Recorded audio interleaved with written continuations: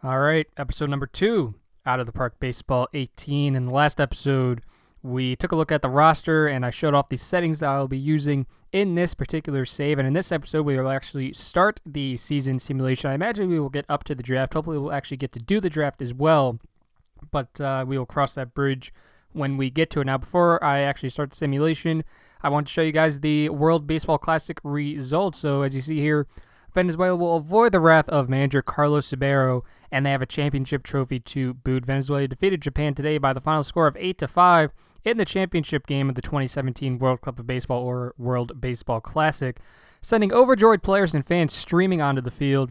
I tried to make sure all the guys know I'd be furious if we screwed this up. Sabero joked after the game. I guess that was enough motivation for them. So just taking a look at the bracket. The United States, Puerto Rico, Canada, Venezuela, Cuba, the Netherlands, Japan, and Israel all advanced out of group play. Venezuela defeated Cuba, Japan defeated Puerto Rico in the semifinals, and in the championship round, Venezuela was able to defeat Japan by that score of 8-5. So that's what happened in the World Cup of Baseball here in 2017. But now we are going to get into the Major League season. It's currently March 25th. The season starts pretty soon here if we go down here. Opening day is April 2nd, so just about a week away is opening day. So we're just going to simulate up here, and then we're also going to take a look at the preseason predictions when they pop up. So we're just going to quickly simulate past here. And I know Martin Prado, if we go to the team home screen, he's pretty close. Yeah, he's only out for one more day, so we're actually just going to put him on the roster now because his DL time's on the active roster. Now I want to see who I want to send down. Let's go by overall real quick. Moises Sierra, he might be an option. Because Den Decker's okay in right field. I wouldn't be opposed to having him. Sierra, what is he looking like? Yeah, I mean, he's only... Let me take a look at pitchers first. So right now in the bullpen we have Ramos, Barraclough, Ziegler. Oh, and that's another thing I meant to do. So if you recall in the last episode, I talked about how I don't really like the closer role, right? So what I personally do in my saves is to go to game settings, league settings, stats, and AI, and I use of closers. I go to rarely, and then what that does is it allows me, if I go to my pitching staff, it allows me to change my roles a little bit. So now instead of closers, you see the stopper rule that wasn't here before. So I'm going to make Ramos and Barraclough my stoppers. I'm going to have them come in the 7th and or a close game. So that means we're not waiting until the 9th to use these guys. They kind of get used in like an Andrew Miller type role. These guys are going to come in when they are needed, which is how it should be, but people seem to be fascinated with closers only having to pitch the 9th inning or the final inning of a game. But I don't really like that idea, so I'm going to use these stopper rules. So now they will come in the in the most dire situations instead of waiting until the 9th inning when they might not even have to be used. So... And now I'm going to go back to game settings, league settings, stats, and AI, and I'm going to bump the use of closers back to very often. That way it doesn't screw up any of the other bullpens around the league. But if we go back to my pitching staff, we still have that stopper rule, which is good. Now you see here, like I can't change that stopper rule. Like if I wanted Ziegler to do that, I can't have him be the stopper anymore because it's not there. And if we go to our team home screen, actually you'll see our bullpen. It's a little weird, so it shows Barraclough as the closer. But that's just how it is. So he's a stopper, Ramos is a stopper, and that's that. All right, so here it is opening day. Not for us. Our first game is tomorrow, and we are starting out the season against Washington before going to New York. But personal message from Jeffrey Loria. He wants us to at least try to stay close to an even record. So as you see, it is opening day. 3 games today. The Yankees at the Rays, the Giants at the D-backs, and the Cubs will be playing the Cardinals. Top 100 prospects. Not surprisingly, we don't have any of them. Top 10 list right now is Andrew Benintendi, Dansby Swanson, Tyler Glasnow, Lucas Giolito, Yohan Moncada, AJ Puck, Josh Stamont, Victor Robles, Jordan Sheffield, and Robert Selman of the Mets. So we don't have any top 10 prospects, but that's okay. Hopefully over the next few years we can try to acquire at least one and get one guy on that list. But let's take a look at the preseason predictions. So we go here and then preseason predictions. So let's just take a look here and see. We are not projected to have any of the top 10 hitters or the top 10 pitchers. Look at that Mets staff, though. DeGrom, Syndergaard, and Matz back-to-back. And then even Washington with Strasburg and Scherzer and Ross there at the bottom. They are definitely set up well for at least the next couple years. So we are projected to finish third at a perfectly even record, 81-81, which is not too surprising. The Nationals and Mets, they're built to win now. The Braves and the Phillies, they're kind of in that rebuild mode, just trying to acquire as much young talent as possible. And we're kind of stuck right in the middle. We don't have a lot of young talent in the minor leagues, but our major league guys that are on the roster right now, they should be able to propel us to at least close to a 500 record. So we're supposed to finish 16 games back, score 737 runs, a 263 team average. Only had 138 home runs, 151 stolen bases. Our pitching staff, it's not supposed to be terrible. A 4.18 team ERA, 724 runs against, just over 1,300 Ks, and just over 600 walks. So the Nationals, Cubs, and Dodgers are projected to win the divisions in the National League. In the American League, the Blue Jays are supposed to win a not too good American League East. They're only supposed to win the East with an 84-78 record. That division supposedly is supposed to be pretty close. You see 84, 83, 83, 83, 82. I doubt that'll happen, but that would be pretty interesting if it does. Indians are supposed to run away with the Central Division, and the Astros are supposed to win the American League West by about 6 games over the Los Angeles Angels. The Mariners looks like they're not going to make the playoffs yet again, unfortunately. That's a shame. Top 10 hitters, let me see if there's any surprises. Not really. Trout, obviously, is going to be up there. There's not too many surprises in pitchers. Sonny Gray should have a bounce-back year, supposedly. Andrew Miller's up there as a reliever. Is he the only reliever? I believe. Oh, no, there's Kenley Jansen right there. So there's one reliever in each of these top 10 lists, which is pretty neat. But having said that, let's just take a look at our lineups and our pitching staff just to set that up. And I actually have to send people down. I just remembered that. So, yeah, we have to send 2 people down. Okay, so we have Jeff Locke. I'd like to put him in the starting rotation. So, actually, maybe he's going to take, I don't know. All right, so I'm just going to do cutout here real quick just to set this up because I don't want to just, stay here forever and waste time. So I'll come back when I have everything all situated. All right, so I figured out what I wanted to do, at least right now, for the injuries inevitably mess up everything. But right now I have Prado and Dietrich platooning. So I have Dietrich going against right-hander pitchers and Prado going against left-handers. Now both of them, their expectation is the starting lineup. So if one of them wants more playing time or whatever, then I'm going to have to address that. But as of right now, I have Prado and Dietrich platooning. So right now the lineup would be Gordon, Ozuna, Yelich, Stanton, Bohr, Realmuto, Dietrich, and Hechavarria against right-handers and left-handers. The only thing that changes is Prado bats 6th and Realmuto bats 7th. And when we have to play in an American League ballpark, right now I have Tyler Moore as the DH, and that could change. Maybe I put Den Decker as a DH. I probably wouldn't put Rojas. He has no offensive skill whatsoever aside from avoiding strikeouts. He's more of as you saw, he's more of a defensive guy. He can play second base and shortstop pretty well. He's got really good defensive ratings at those positions. So that's probably that. I wouldn't use AJ Ellis because I want to keep that catcher on my bench just in case. So that's what I'm looking at right now. If you guys have any other suggestions you'd like to see, definitely do that. Now as for my pitching staff, I guess I will start with Conley, Chen, Volquez, Straley, and Kohler. I contemplated putting Locke in the starting rotation, but then that would be 3 left-handers, and I just didn't know if I wanted to do that yet. So right now, Locke is in the bullpen. Now, at some point, maybe I'll move Straley or Kohler over to the bullpen. I just feel like Straley, he would do a little better in a bullpen role. You see, he only has 2 solid pitches. That curveball never really developed, and that slider, it's a little iffy. So I might end up putting him in the bullpen at some point or another. I don't know. And then putting Locke in the rotation. But as of right now, that's what we're looking at. So Conley, Chen, Volquez, Straley, and Kohler with a bullpen consisting of Barraclough, Ramos, Ziegler, Phelps, Tazawa, Locke, and Hunter Cervenka. The 2 moves I chose to make, if we go to the home screen, does it show it here? I forget. I don't think it does. But basically, I chose to send our outfielder, Moises Sierra. I designated him for assignment, and I also DFA'd Dustin McGowan. He was a relief pitcher. I decided to DFA him as well. Oh, here we go. Waivers and DFA. Yes, you see McGowan and Sierra, they are both on waivers right now. I will probably send them down to AAA at some point as long as they go through waivers, which I imagine they would. I don't know anyone that's chomping at the bit to get a guy like Dustin McGowan or Moises Sierra.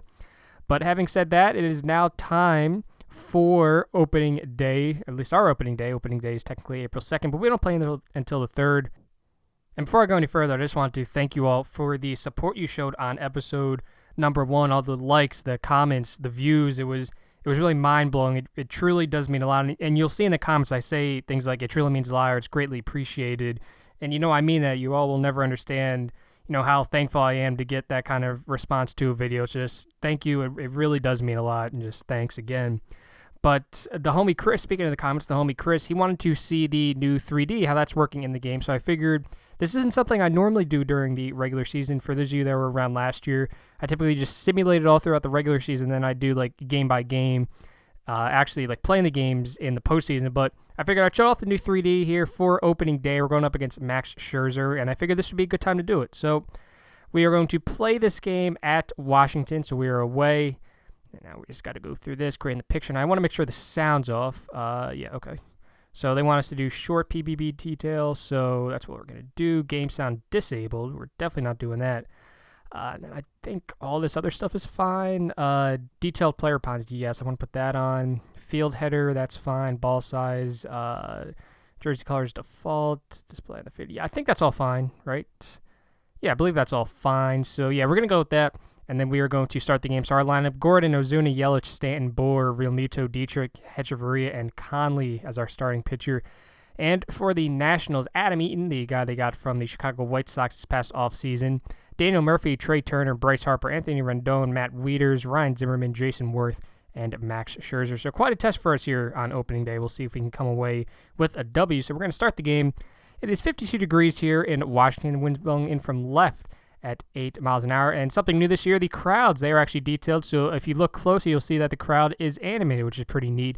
The ballparks are much more detailed, and it just looks a lot better than last year's game for sure. And I'll actually show you guys the highlights feature after this game's over. So for those of you that are not aware, they added a highlights feature. So after the game, even if you didn't play, you can check highlights of the game, the 3D highlights. And it's actually pretty cool. I tested it out in my offline save. Well, I say offline, my save that I'm not doing for YouTube. It's actually a pretty neat idea. I like it. But anyway, it is opening day for both Miami and Washington. So let's see. Let's just simulate this first at bat. So D. Gordon has stepped into the box facing Max Scherzer. There's not a single cloud in sight. Max Scherzer gets the start for Washington. The 1-0 count, and it's going to be an easy 5-3 put out Rendon to Zimmerman, and that's how this inning starts. Now, I'm not going to do the full game, at bat by bat. I'm just going to do, half innings to make this go a little quicker. But I just want to show you guys the new 3D, show you how it works, and it's actually neat. I really like that they added this last year. It's a really neat concept for sure. So just half inning, let's see what happened here. So we didn't get any runs, unfortunately. So now we are in the field going up against that potent Nationals lineup, that 3-4-5 of Turner, Harper, and Rendon, even Murphy. And Ian, too, this lineup is very dangerous all throughout. You really have to be careful. Even the 8-hitter Jason Worth, he can still, he's 37, but he could still hurt you if you leave a pitch, where you shouldn't. So we're going to go half inning here. Hopefully it goes well, and we did. We only let up the one hit. I don't know who it was to, but I guess we got a double play because it seems like Harper's due up next inning, so I guess we got a double play. So a clean first inning for both teams. Now half inning number 2, and we get a run there. So let's just check the box score, see what happened. And we got a home run, Derek Dietrich. So it was a solo shot off of Max Scherzer. 2 outs were in the inning. But now we have that early 1-0 lead, very big. But now we just have to get through this 4-5-6 of Harper, Rendon, and Wieters. Hopefully Conley can do that, so we'll go half inning. He's at 11 pitches, so no problems yet. And we got through that, so now Conley, very solid 2 innings to start the game. He's actually up to the plate. We don't get any runs in third. Conley, he is at 29 pitches currently through 2 innings. He has allowed a hit, a walk. He has struck out 1. Let's see if he can get through the first 3 innings unscathed. And no, he does let up a run. And the Nationals, they were kind of close to batting around there. So let's see what happens. Let's go to the box score. So Ryan Zimmerman hit a home run. So the number 7 hitter in the lineup, he had a solo shot off of Adam Conley to lead off the bottom of the 3rd inning. So the score is tied at 1-1 thanks to solo home runs by the first baseman Ryan Zimmerman and the third baseman for the Marlins, Derek Dietrich. So top of the 4th inning, a third of the way through this game, and we still can't get anything going outside of that solo shot through 4 innings. We only have 1 run, 1 hit, and we do have an error. And now Adam Conley, he has at 53 pitches through 4 innings. His stamina rating is good, though, so I'm not too concerned just yet. I'm not going to throw him, too long. It's really early in the season. But he is at 53 pitches, so that's not anything to worry about. He gets through the 4th. Top of the 5th, we don't get any runs. Conley at 69 pitches. That's a very nice number. So right now, okay, so he's facing Ryan Zimmerman again. Let's see if he can get through the bottom of the 5th, and then all right, so he gets to the bottom of the 5th. He is at how many pitches? So he is at 81 pitches, so now I kind of want to start to monitor where he's at. So let's go top of the 6th. We don't get any runs, so Conley, yeah, so now I'm going to start going batter by batter just to be safe. So 1-0 count to Adam Eaton, and that was an easy 4-3 put out D. Gordon to our first baseman, Justin Bohr. So 1 away. Now up to the plate is Daniel Murphy, so we have to face the top of this Nationals lineup, and Murphy strikes out swinging. That was Conley's, sixth strikeout of the game, so he's had a very good game. 5 2/3 innings, allowed just the 4 hits, 1 earned run, 1 walk, and 6 Ks, so solid outing so far. Hopefully I don't jinx it, knock on wood.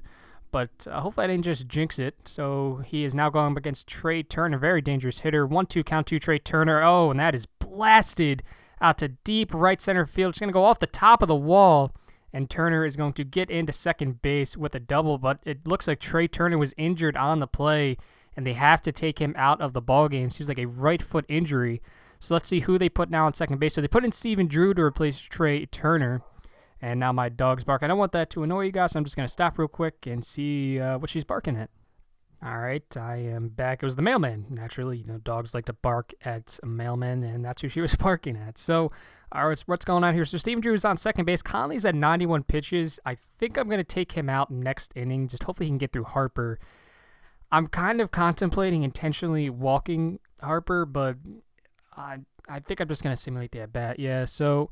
let's see what he can do. A 2-2 count on Bryce Harper, and strikes out looking. 7th strikeout of the night for Adam Conley. He gets through the bottom of the 6th despite that runner in scoring position.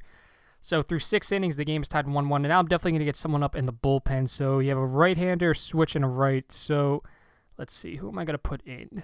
It's going to be, the 7th inning? So, yeah, because you see Conley, he's almost... his status says it's okay, but I don't want him to go any longer. So I think we're going to put in Ziegler. So we'll put in Ziegler in the bullpen anyway. So let's see. Can we get any runs in this inning? Now, I want to go batter by batter, just, in some case that Conley gets up. So a 2-2 count to Stanton, and he weak pop-up in the infield. Looks like Zimmerman's going to get that one. Yes, he is. So Zimmerman gets that pop-out. Now there's one out in the top of the 7th now. Justin Bour, our number 5 hitter, up at the plate, and a weak grounder to Scherzer, who's still in the game. He's only at 84 pitches, now 86 pitches.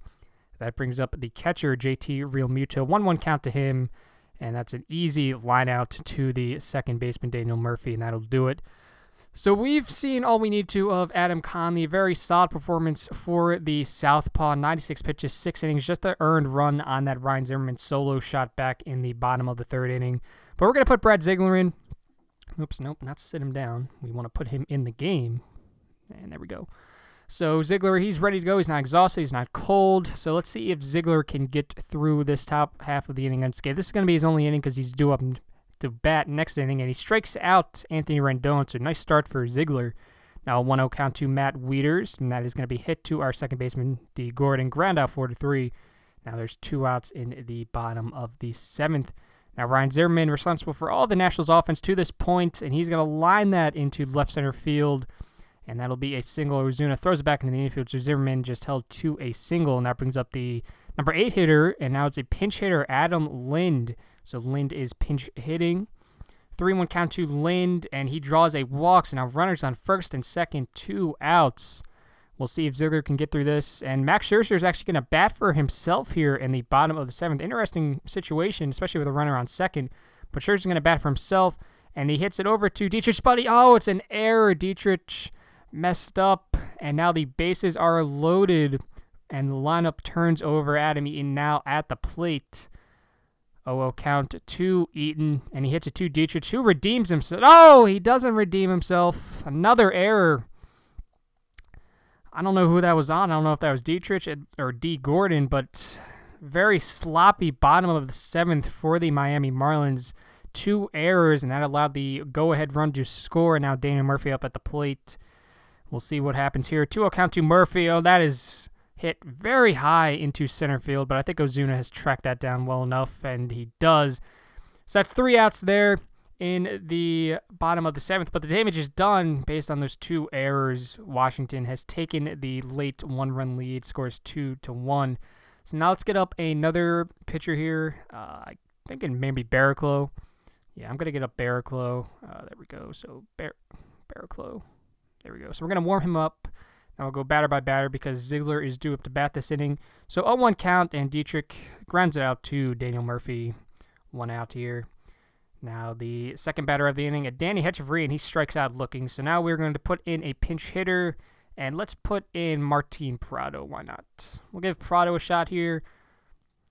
Maybe just get a little offense going. We only have one hit in the game, and it was that solo home run by Derek Dietrich. So we're going to simulate the at-bat. 1-0 count to Prado, and that one is hit well out to right field, but not well enough. And there is, who is that? Yeah, that's Harper there in right field, and that will end the inning. So now we're going to put Barraclough in to replace Ziegler and Edley. One positive. Let's see if Barraclough can get through this inning. Yes, he can. So the one positive for us as Sean Kelly comes into the game for the Nationals is that the lineup turned over, so now we have our 1, 2, 3, 4 hitters due up. So it could be a lot worse. 2-2 count here to the leadoff hitter, D. Gordon, and he strikes out swinging.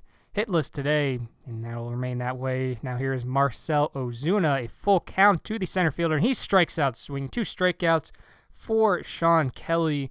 Now Yelich, the Marlins' final hope, a 3-1 count, and it's a weak grounder over to the third baseman, Andone. He throws it over to Zimmerman, and that's it. The Nationals sneak past the Marlins 2-1. Scherzer does get the W, and the Nationals start the season 1-0. Marlins fall to 0-1 because of that sloppy bottom of the 7th. 2 errors allowed that go-ahead run to score. So that's what the 3D models look like in this game. I think it was definitely improved. I really like it. I can definitely see myself using that a lot more as the years progress. And actually here, I can actually show you the highlights feature. So all you got to do is click highlights, and then it'll bring you back to the ballpark. Here we go. Now all you have to do is click continue. It shows you the highlights of the game. So here is Dietrich's solo home run that we didn't get to see. So it was out to left field, and a very solid home run, 387 feet. And you remember the wind was blowing in from left field. And you can just go through all this. You can see, so here was Zimmerman's shot. This was to deep left center field, almost into the bullpen. And that game was tied at 1. And then that's the cool highlights. And all you have to do to leave, you don't have to watch all of them. You can just click escape. But that was a neat feature they added, and I really like that.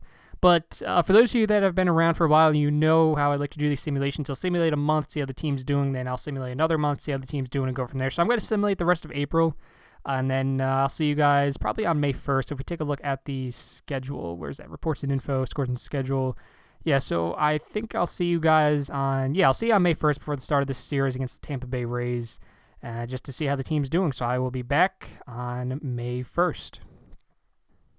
All right, it is May 1st. Not the best start for your Miami boys, but it could have been a lot worse. You see, we started the season losing 5 of our first 6 games, but we since turned it around. So we started 1-5, and we ended up going, what would that be, 9-9 over the next 3.5 weeks.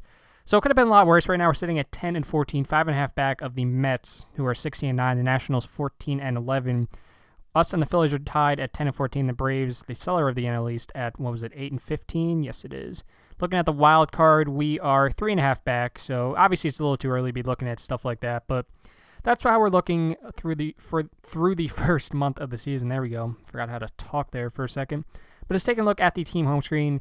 The pitching, surprisingly, is not the reason we're doing bad. Our offense can just not get anything together. We're 14th in runs scored in the National League, 15th in batting average, 15th in OBP, tied for 11th in home runs.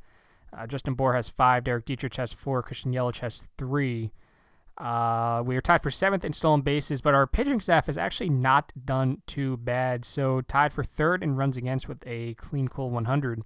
4th in starters ERA, 3rd in bullpen ERA, but 9th in defensive efficiency. So our defense, it's not great, but it's not terrible either. It's right there in the middle. So if we take a look at the lineup, see what's going on here, looking at OPS, Stan, very, very cold start to the season through 24 games. He's hitting just over 100, OPSing at 443. He only has 1 home run. He struck out 39 times, walked 22. So he struck out 39 times in about a month. So that's not good, although it should not be too surprising. I mean, you take a look at it, avoid case 30. It just seems like nothing's going his way. He's in a drought right now. He hasn't had a hit in at least 5 games, if not longer. So very cold start for him. In the World Baseball Classic, in 6 games, 27 plate appearances, he didn't do too well either. He had 227, 2 home runs, so he's not doing too well right now. That's probably one of the reasons. Matt Dendecker in limited time, he's doing all right. Derek Dietrich's are one of our main starters. He's had a okay start this season, right? So he's hitting 250, but he's leading the team, or second in the team in home runs. He's OPSing at 858, one of 2 main players who are OPSing over 800. He has an OPS plus of 125. BABIP is 277. Looking at Marcell Ozuna, very solid start to the season for the young center fielder. He's hitting over 317, OBP of 336. His ISO is 163. He has 2 home runs for himself, 14 RBIs. He struck out 21 times. He's walked just 3. That's a little ugly, but hopefully that improves as time goes on. Stolen bases, he has 3. Has not been caught yet. Christian Yelich, that is not good. He has 2 stolen bases, and he's been caught 6 times, so he's 2 for 8 on the bases. But he's hitting over 300, OBP at 355. He has 3 home runs, 18 RBI, so he's leading the team in runs batted in. 26 strikeouts, 7 walks, and as I mentioned, that stolen base percentage is not very good. He has a BABIP of 384. Justin Bour leading the team in home runs with 5, although he's hitting just over the Mendoza line, so those home runs are coming at a cost. Although his strikeout to walk ratio isn't terrible, 14-7, could be a lot worse. Looking at another one of our stars, JT Realmuto, he's had a rough start to the year. Prado's had a rough start to the year. Gordon has had a rough start to the year, although he's stolen 9 bases, and he's only been caught twice. At least that's a little better. And Hechavarria, you can't really expect too much from offense from him, but still 169, that is very ugly. So our offense is not doing very well to start the season. But looking at pitching, our pitching staff led by Adam Conley, he of the 1.74 ERA. So you see he started with that opening day game against Washington, 6 innings, just allowed the 1 earned run. He allowed 3 earned runs in 4 innings against the Mets 6 days later. But look at this, 8 innings, 1 earned run, 7 innings, 1 earned run, 6 innings shutout. So he is having a very good start to the season. Now, I doubt this will continue because I don't think he's this good. I don't think he's this good. He's not this good. It's not like he's Clayton Kershaw. You see, his BABIP is at 262, so I'm sure eventually he'll start to regress just a little bit, but still it's nice to get that production while we have a 2.41 ERA plus. So yeah, it's definitely going to come down a little bit. But he's pitching to a 1.19 whip, 7.8 Ks per 9 innings. His K to walk ratio is 1.9. He's close to a 1-win player. In 31 innings pitched, he has 27 Ks and 14 walks. He's hit 2 batters. But he's had a nice start to the season. The rest of the rotation, Wei-Yin Chen, a solid start. Edinson Volquez, I hate to say it's about what I expected. Straley is having a rough go over, which I expected as well. And Kohler, he has an ERA over 5. Locke not doing too well out of the bullpen, although it's only been 13 innings, so maybe he'll turn it around. Brad Ziegler, a solid start to the season. In fact, our top 3 relief options, Barraclough, Ramos, and Ziegler, very solid to start the season. Hopefully that keeps going. David Phillips, not too bad. Neither is Tazawa. Let's see here. How many home runs is he allowed? So he's allowed 2 home runs to this point. So just looking at the previous years for Tazawa, so he let up 9 in Boston, 5 in 2015, 5 in 2014, and 9 in 2013. So hopefully he can get that home run number down. Right now, it's a little stupid to look at the projections, but right now he's projected for 14. I doubt he lets up 14, but just going to have to keep an eye on that. Cervenka not doing all that well. Let's take a look. So he is being used as a specialist versus left-handed guys. So let's see how he's doing against those left-handed guys. So pitching stats, we want to look at versus left-handers. So he has a 5.40 ERA, although it's only 1.2 innings, so he hasn't really faced left-handers a whole lot. And right-handers, he only has 3 innings against, and they've teed off on him, it seems like, in 3 innings. 2 hits allowed, 1 home run, 2 Ks, no walks. So that's that. Hopefully he cleans it up as this season goes on. But overall, our pitching staff, it's a very nice surprise so far. I did not expect our pitching staff to be doing this well, but likewise, I did not expect our lineup to be doing this poorly. I thought that would have been the strength of the team, and clearly that is just not the case. So having said that, now I'm going to simulate through May and then probably come out around the draft. So if we take a look at the schedule here real quick, so reports and info, scores and schedule.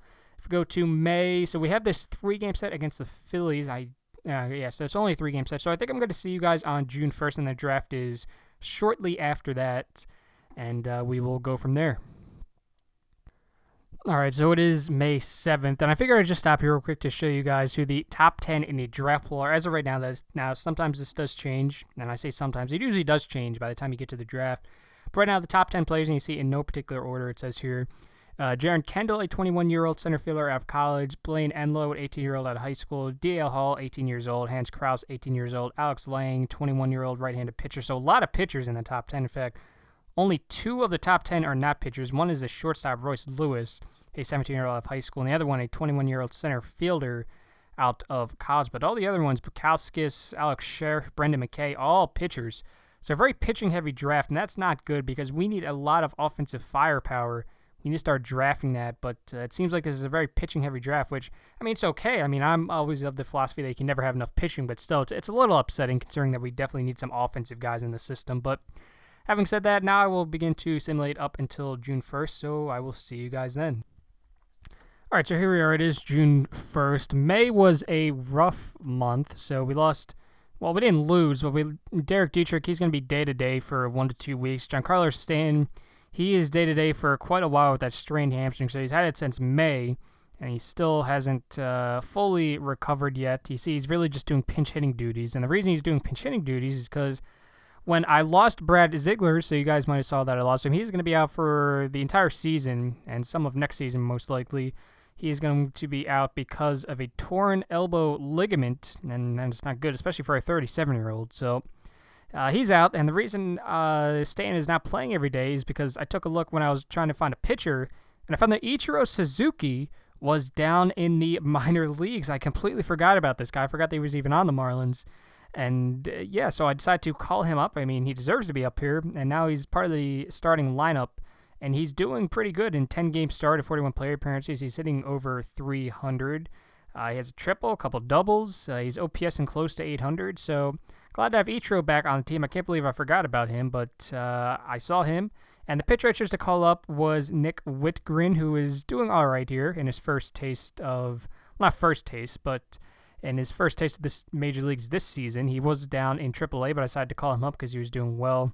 And it seems like he had a rough go of it towards the start, but now he's kind of starting to come back down to where I expect him to be. And it seems like he can be a solid guy. 3 solid pitches. His stuff, movement, and control range are all right there. He can hold runners. Solid defensively. So hopefully he turns out to be a good one. The pitching staff has definitely regressed. You see Conley now has a 3.96 ERA. Take a look at his BABIP. It definitely came down, or I suppose went up. So now it's at 328. Remember, it was below 300. Now it's at 328. Now he's pitching to an ERA close to 4, which was to be expected, although I believe that changeup kind of improved, which is nice. Wei Yin Chen, about the same as he was the last time we saw him. Volquez has an ERA over 6. Straley, he's about the same. And Kohler, roughly the same. Jeff Locke, it's not going too well there in the bullpen for old Jeff Locke, and now I'm not too confident about putting him in the rotation because looking at it now, those pitches, it's not too assuring that I could put him in the rotation. He would succeed. So there's not too much I can do.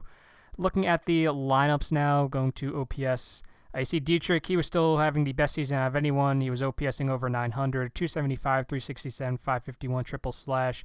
Third on the team in home runs with 718 RBIs. Struck out 39 times, walked 13. Marcell Ozuna still having a solid start to the year through the first 2 months. He's hitting just under 300, OPSing over 800 at 829 clip. 8 home runs, second on the team. 35 RBIs, 55 strikeouts, 11 walks. He has stolen 4 bases, yet to be caught. We talked about Ichiro Suzuki. JT Realmuto has rebounded from a slow start to the season. Now he's hitting 288 with a couple homers. Justin Bour leading the team in home runs with 11, and he has bumped his average up from just over the Mendoza line to now 237. Yelich is right now on a hot streak. He's hitting 260. He has now stolen 4 bases, so he hasn't been caught since the last time we checked the statistics. He has 5 home runs. He struck out 58 times, walked 18. Denny Hechavarria, he's picked up the batting average a bit.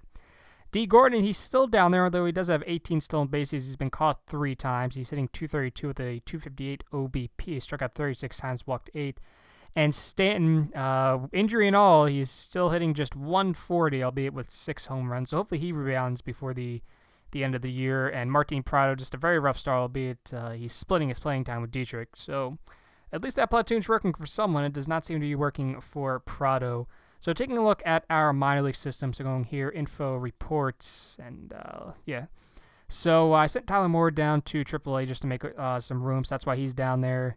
A lot of guys probably overmatched at AAA. Urena is possibly ready for the major league level, and it seems that he wants to be playing in the majors, but his statistics don't lend himself well to the major leagues. I don't think. It does not seem like he would do too well, and even right now, I mean, he's not doing phenomenal.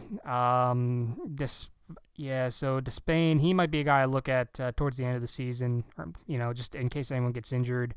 A lot of these guys seem like they're really overmatched, but there's just not much I can do because a lot of these guys, they're not ready for a promotion. You see possibly ready, but most of these guys are probably overmatched.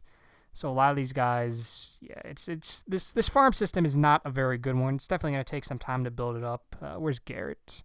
I just saw Garrett somewhere, didn't I? I don't think they started yet, though, their season. If I remember correctly, he's in the Gulf Coast League, yeah. So he should be here somewhere. Braxton Garrett somewhere. Oh, yeah, there he is. Yeah, so they haven't started yet, but it's all good. So it's been a rough start to the year, 20-32. It's not very good. Last 10 games were 4-6. Taking a look at our statistics, so we're 15th in batting average, so last in the NL in batting average, 14th in OBP, 14th in slugging percentage, 15th in OPS, 15th in runs scored, 15th in hits.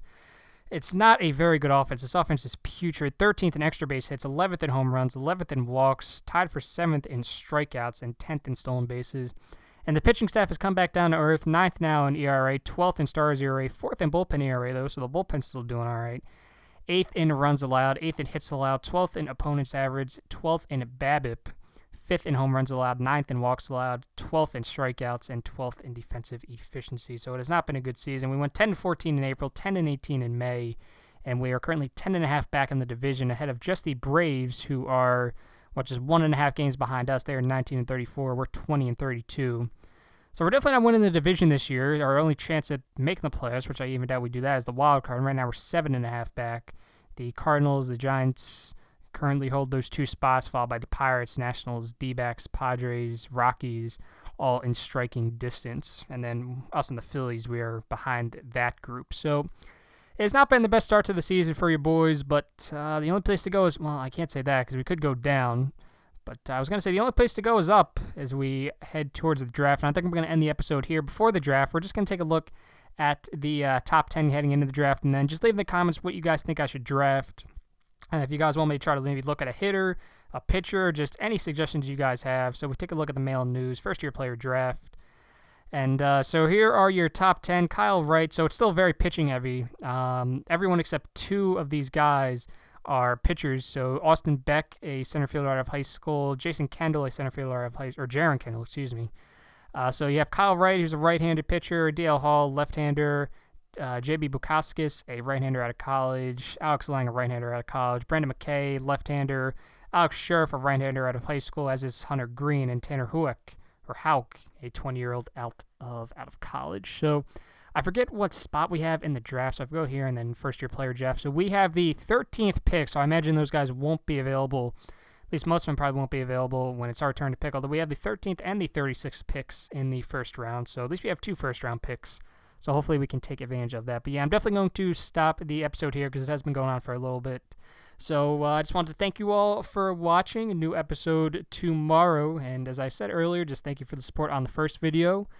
And yeah, so I will see you guys in the next episode. Hope you enjoy the rest of your day.